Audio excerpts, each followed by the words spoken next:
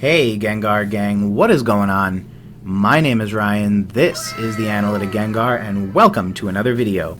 In today's video, we discuss something that I've really been wanting to speak about for quite a while, and I feel like now is a good time to start the conversation because it's actually happening almost in real time. And so today is an excellent day for us to have a good old conversation about Pokemon and the return to normalcy. How the hobby will navigate the widespread availability of Pokemon cards again. And yeah, let's get right into it. So for a long time now, ever since the pandemic hit, but even before then really, Pokemon has been through some really weird times. And in my opinion, it all started back in October of 2019 with a little known set called, Hidden Fates. Now, you might say, October. Why October, Ryan? Well, launch was a complete horrendous mess for Hidden Fates. If you remember, the first items that actually legitimately came out for Hidden Fates were the Mew and Mewtwo 3-packs. And unless you were watching YouTubers do it yourself, or you got super lucky, you weren't getting your hands on these anywhere, because they were sold out basically at launch. After that, we saw the release of the ETBs, the tins, and a whole bunch of other really cool items, and that basically brought us to October of 2019. At this point, Pokemon, in my opinion, started the slow but steady creep to the 2020 area and era of Pokemon card collecting. And so we really saw a lot of stores starting to look like this. If you were into Pokemon and you saw Hidden Fates, you bought it. And guess what? The person after you probably saw this, a empty Target store shelf. And by the way, I'll use, images from a variety of different posts and internet memes and stuff like that. But you get the idea, right? It might be Target, but it also applies to places like Meijer, Walmart, online, etc., etc. And so, moving forward, we do have to believe, especially after everything Pokemon has told us and the way that the hobby currently is postured right now, that days like this will return.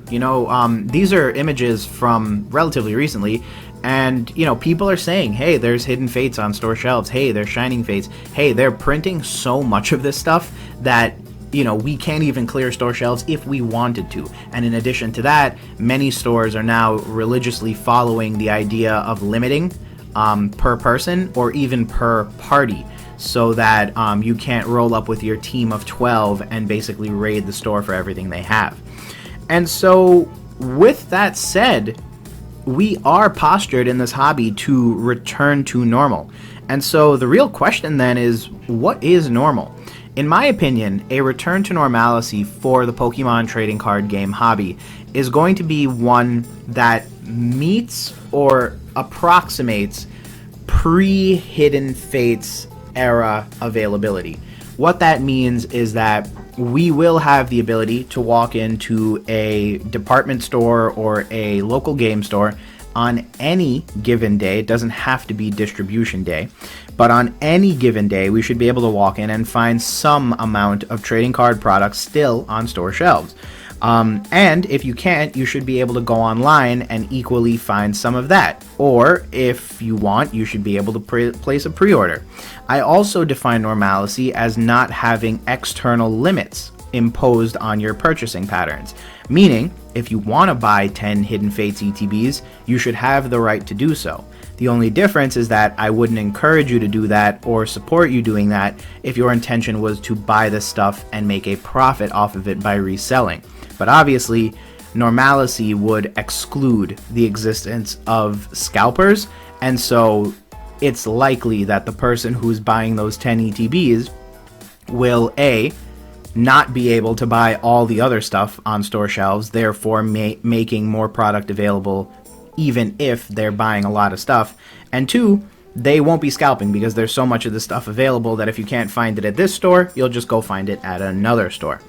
And so, with normalcy now defined, the real question then becomes, what are you going to do?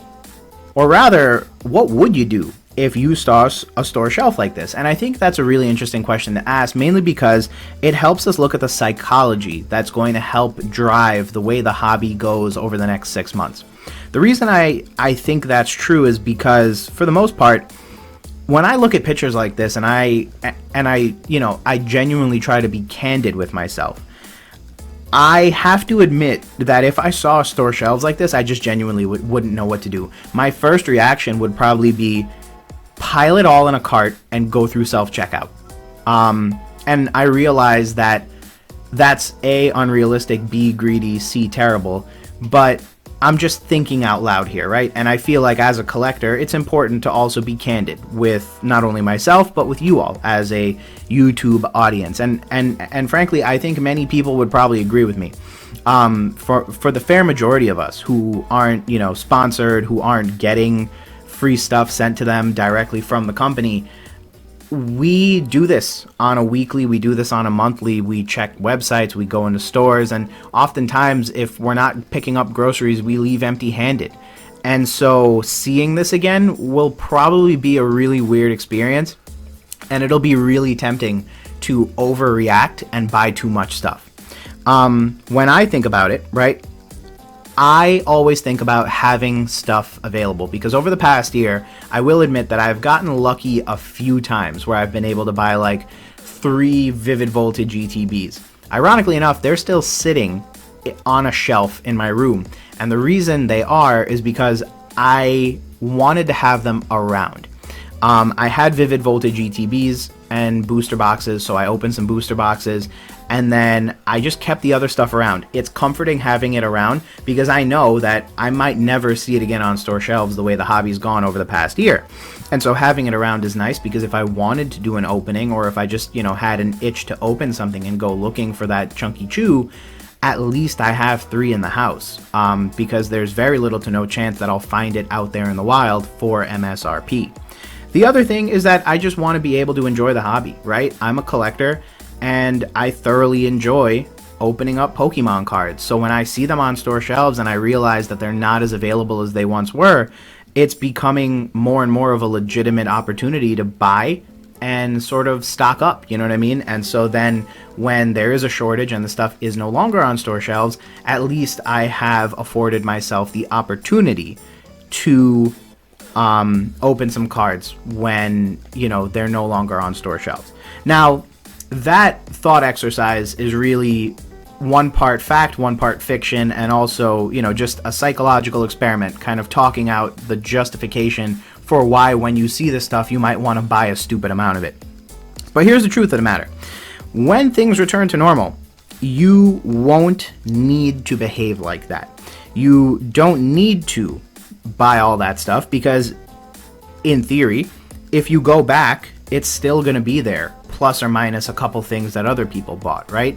And so I guess the impositioning of limits by stores across the, different spectrums, as well as the increases in production, will actually be a good thing. Because in theory, what's going to happen is, in a couple of weeks, we're going to be able to walk into stores, we're going to be able to see a whole bunch of stuff on shelves.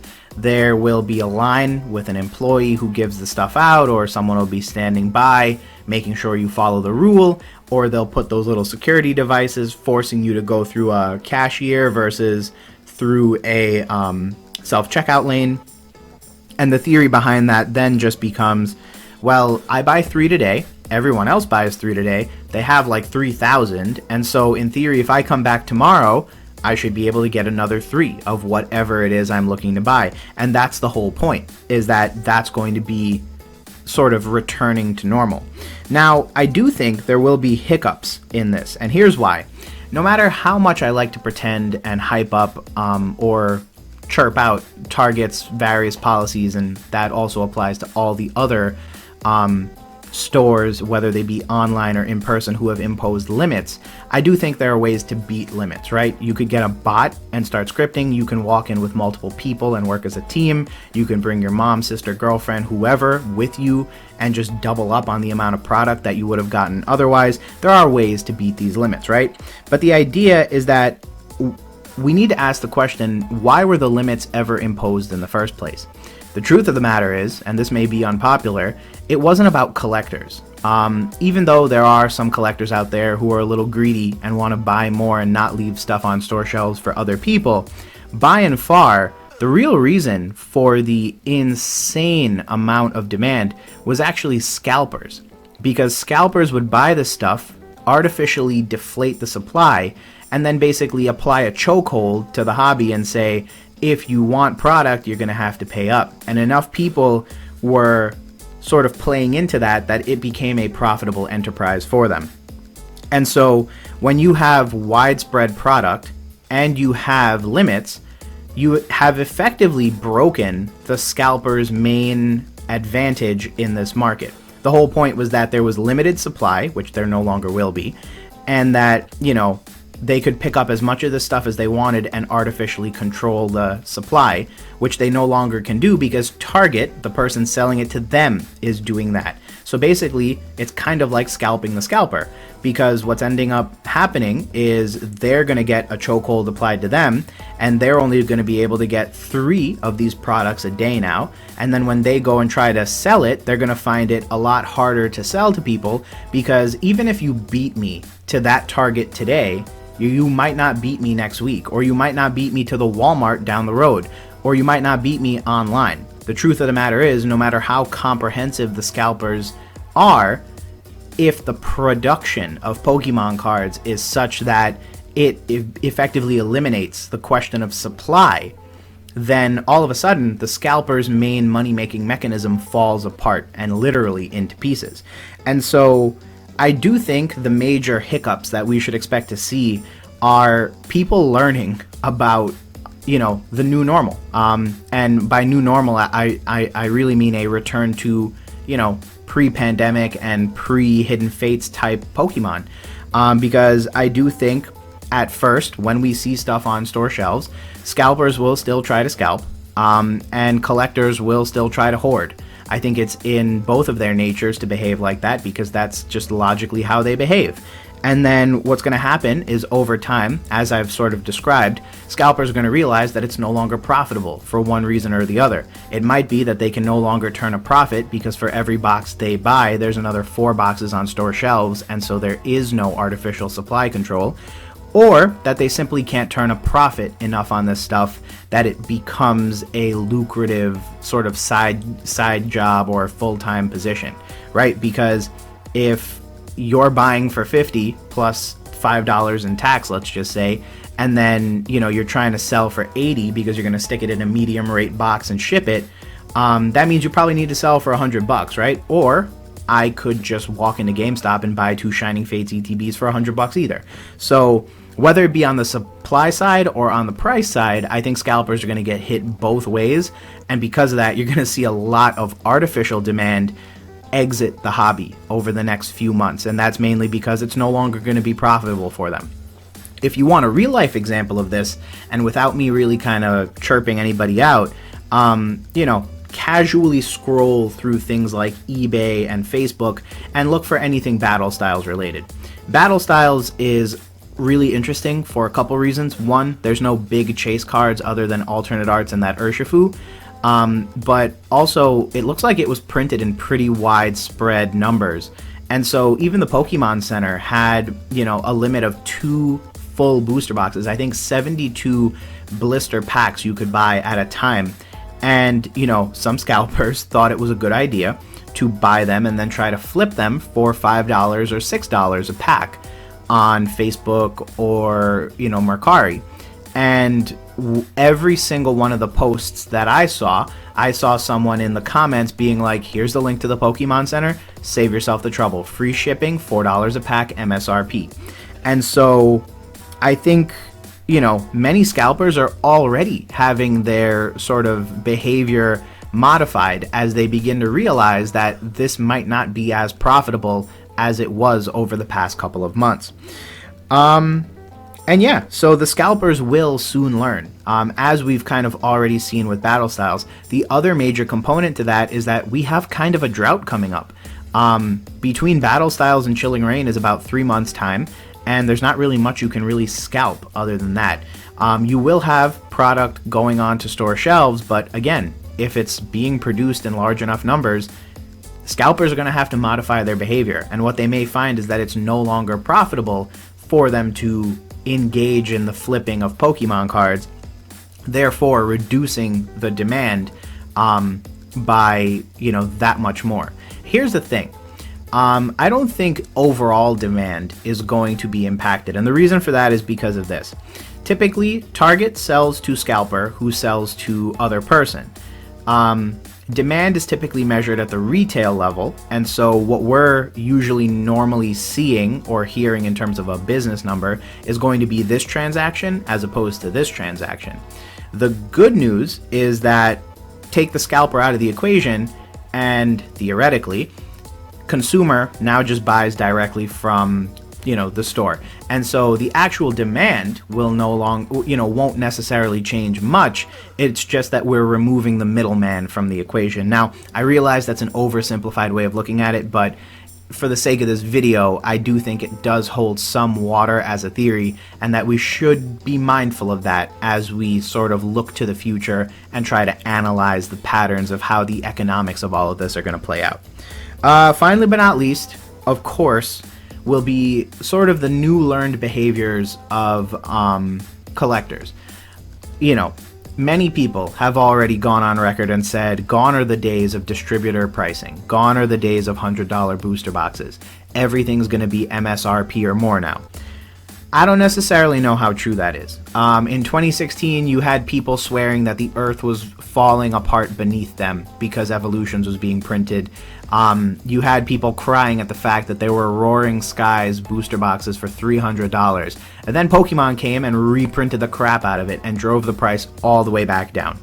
And so every time something happens in this hobby, there has to be a group of people, and this is very common across the board, and it's not necessarily a bad thing, but there's always going to be people who kind of look to the heavens and scream the red flags out. And so I think at least some part of the reaction we're seeing in the market right now is very much driven by that. Some people are freaking out because prices were very high for a very long period of time. We saw unprecedented growth. We saw new entrants to the hobby. So there was a lot going on. And so behaviors may have changed over the course of time as well, right? People may be like, you know what? I don't care about anyone else. I'm going to try to clean store shelves. Over time, what's going to happen is people are going to realize that there's no point in doing that. You might buy 10 Hidden Fates ETBs and flex on Facebook today, but next week you'll feel pretty stupid when you go back and there's another 20. It's kind of like Hydra. You cut one head off and multiple will spring up in its path. I have a feeling it'll be the same thing. And I guess the key difference is that the collectors are driven by sort of a want to enjoy the hobby, but they may be acting a little selfishly. The scalpers were driven primarily by profit. And there might be some mixing between the two categories, but I think by and far, collectors will learn, much like the scalpers, that this isn't a necessary behavior because there is an abundance of product, or at least enough to meet demand. And so I can buy 5 today, I can take a break next week, and then I can go back and buy another 5. Or I can do the thing that I used to do with Target where I get the coupon and then I go and I buy some cards and then, I try to time it out. But the idea will be their demand and their behaviors about demand will also change because they'll realize that it's not necessary to, let greed drive your purchasing patterns. But with that said, friends, that is my theory for how we will return to normal. Obviously, there is some behavior that needs to change, and I think it will change as people begin to realize the availability of product is out there, and that there's, really not much more of a profit to be made here given the market alternatives. I will say, Scalpers had a pretty solid run. About a year and 6 months, I want to say. I might be doing the math wrong in my head, but from, late 2019 with Hidden Fates all the way up until March with Shining Fates. And then there was really just a large community pushback about, scalping. So I do think their era is at least a beginning to come to an end if it isn't already sort of crumbling down around them. And then for the rest of us, it's just a matter of waiting, being patient, and then, taking it easy those first couple of weeks when product is back to available. But I do think, all things considered, with everything that I've sort of described, there is a very clear path forward, and I do think that given enough time, we will be in a situation where, you know, we will be back to that almost pre-Hidden Fates type era, where there's tons of product around, you can buy stuff, and I think that's going to be a day that I'm very much looking forward to. But with that said, friends, thanks again for checking out another video. As I always say, you could have been anywhere on the internet, but you chose to spend some time with me, and that means everything. I want to thank you for your viewership today, and I hope you're doing well and having a great day. If you're not already, feel free to subscribe to the channel and be on the lookout for more content coming next week. But other than that, friends, we will talk soon. Peace.